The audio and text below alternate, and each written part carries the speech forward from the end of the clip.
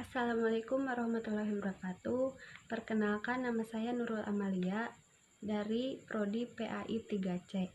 Pada kesempatan kali ini saya akan membuat video tugas UTS Filsafat, yang mana tugasnya itu adalah membuat isinya itu tentang solusi menghadapi 3 tantangan pendidikan Islam, kemajuan iptek, demokrasi, dan dekadensi moral. Di zaman yang modern ini, sebuah pendidikan adalah sesuatu yang wajib kita miliki untuk mengarungi berbagai ancaman negatif yang masuk ke dalam negeri. Karena tanpa adanya pendidikan yang kita miliki, maka kita akan mudah terjerumus dalam era globalisasi negatif. Untuk itu, kita harus mempunyai pendidikan sebagai bekal kita untuk memilih dan memilah berbagai arus yang masuk dalam zaman modern ini.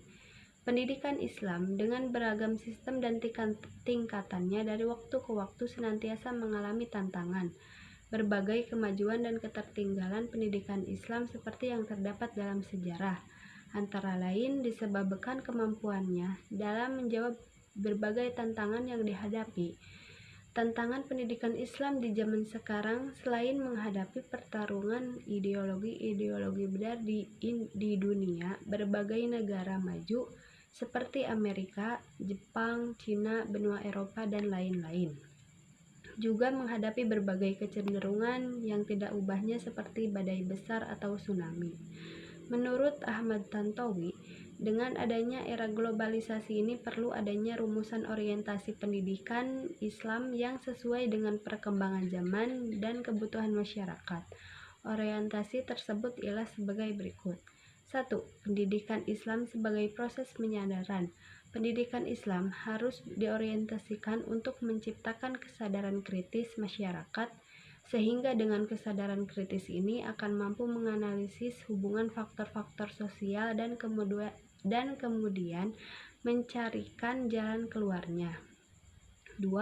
Pendidikan Islam sebagai proses humanisasi supaya mengembangkan manusia sebagai makhluk hidup yang tumbuh dan berkembang dengan segala potensi yang ada padanya. Manusia dapat dibesarkan dan diberdayakan agar dapat berdiri sendiri dan dapat memenuhi kebutuhan hidupnya. Ketiga, pendidikan Islam sebagai pembina akhlakul karimah. Pendidikan Islam harus dikembalikan kepada fitrahnya sebagai pembinaan akhlak karimah dengan tanpa mengesampingkan dimensi-dimensi penting lainnya yang harus dikembangkan dalam institusi pendidikan baik formal, informal maupun non-formal. Oke, selanjutnya yaitu perkembangan iptek. Iptek atau yang biasa kita kenal dengan ilmu pengetahuan dan teknologi adalah suatu ilmu yang mempelajari mengenai berbagai informasi dan pengetahuan mengenai teknologi yang terdapat di berbagai bidang. Dalam memanfaatkan berbagai teknologi akan banyak manfaat yang akan didapatkan. Banyak sektor-sektor kehidupan yang dimana sangat membutuhkan dorongan dari berbagai teknologi untuk mencapai kemajuan. Namun, kita tetap memerlukan persiapan untuk menghadapi perkembangan iptek. Sikap dalam menghadapi perkembangan iptek diantaranya ialah sebagai berikut. Mengembangkan demokratisasi dalam segala bidang, dapat memanfaatkan kegunaan iptek, mengaktifkan masyarakat sipil dalam arena politik, menggunakan potensi lingkungan secara tepat untuk pembangunan, menegakkan supremasi hukum, mempererat kerjasama dengan sesama negara-negara berkembang untuk bersama-sama dalam menghadapi kepentingan negara-negara maju. Terbuka dalam berinovasi dan perubahan, menghargai dan menghormati hak asasi manusia, menghargai pekerjaan sesuai dengan prestasi, tidak bergantung pada badan-badan multilateral seperti IMF, Bank Dunia, dan WTO. Untuk selanjutnya adalah demokrasi dan dekadensi moral.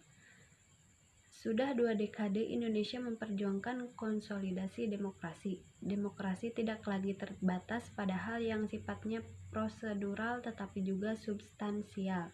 Walaupun mendapatkan pengakuan sebagai transisi demokrasi berhasil, sistem demokrasi di Indonesia tidak berjalan tanpa tantangan. Survei ahli oleh LIPI menemukan bahwa demokrasi menghadapi tantangan besar. Menurut ahli, ada banyak problem Sosbudhankam yang menghadang, termasuk persoalan tata kelola pemerintah, regulasi hukum, profesionalisme institusi demokrasi, hingga pola perilaku masyarakat.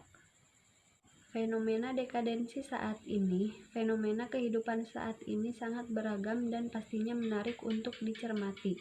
Salah satunya adalah fenomena dekadensi moral.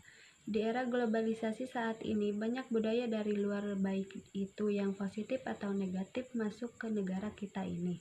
Budaya ini secara otomatis mempengaruhi moral dan perilaku masyarakat dan bisa mengarah ke arah yang dapat menimbulkan dekadensi moral di kalangan umat manusia di era globalisasi ini. Hingga fenomena dekadensi moral sudah menjadi hal yang umum yang ada di tengah masyarakat dunia sekarang. Kalangan yang sangat rentan mengalami dekadensi moral adalah anak-anak remaja. Banyak faktor yang menjadi penyebabnya. Salah satu faktor yang mempunyai pengaruh paling besar adalah media informasi, mulai dari televisi, media internet, dan sebagainya. Media internet memberikan dampak yang luar biasa di kalangan anak remaja saat ini, baik dampak positif ataupun dampak negatif. Hal yang dikhawatirkan dan sekarang adalah mulai berkurangnya rasa nasionalisme masyarakat dikarenakan masuknya budaya luar yang lebih menarik. Dekadensi moral dimulai dari hal yang kecil, mulai dari mengikuti budaya luar, dimulai dari mengikuti cara berpakaian, berbicara, tradisi yang tidak sesuai dengan kepribadian masyarakat, dan bahkan dapat mengurangi keimanan dan berpindah agama hanya karena ingin mengikuti tren yang sudah didapat dari budaya luar.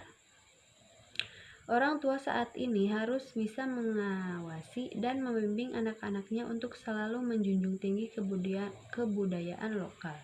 Dalam Islam, Rasulullah adalah salah satu contoh tauladan yang seharusnya kita implementasikan dalam kehidupan kita sehari-hari.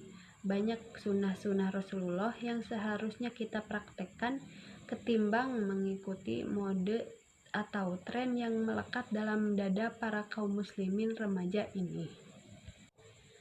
Mungkin hanya itu saja yang dapat saya sampaikan. Mohon maaf atas segala kekurangan. Wabillahi taufiq wal hidayah. Wassalamualaikum warahmatullahi wabarakatuh.